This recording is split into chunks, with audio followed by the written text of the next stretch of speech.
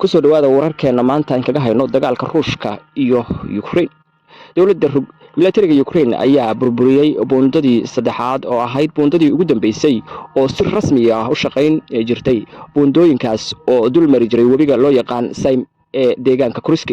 Telegramka militariga Ruushka ay isticmaalaan ayaa la soo dhigay qoraalkaas.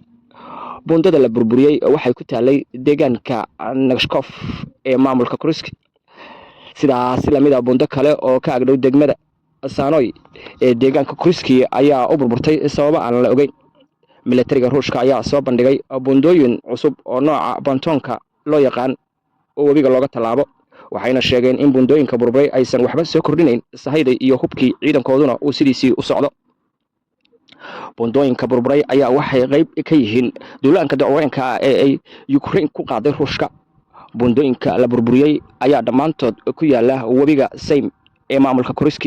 Ujeedadu waxay ahayd joojinta qulqulka iyo gurmadka sahayda ciidanka Ruushka, balse weli militariga Ruushka ayaa isticmaalaya boondooyinka Pantonka loo yaqaan oo biyaasha looga talaabo iyo boondooyinka yaryar ee ku yaala deegaanka Kursk.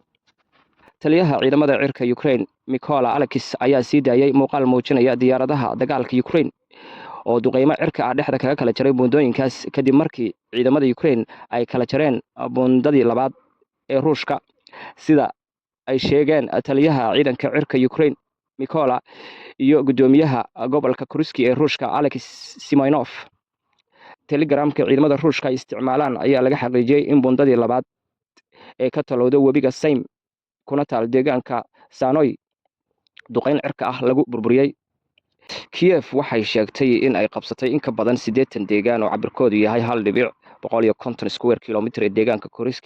Tan iyo markii ay kaga yaabsatay weerar ay xuduudda kaga gudubtay 8 Agoosto oo ahaa weerarkii ugu weynaa ee Ruushka lagu qaado kadib dagaalkii labaad ee adduunka.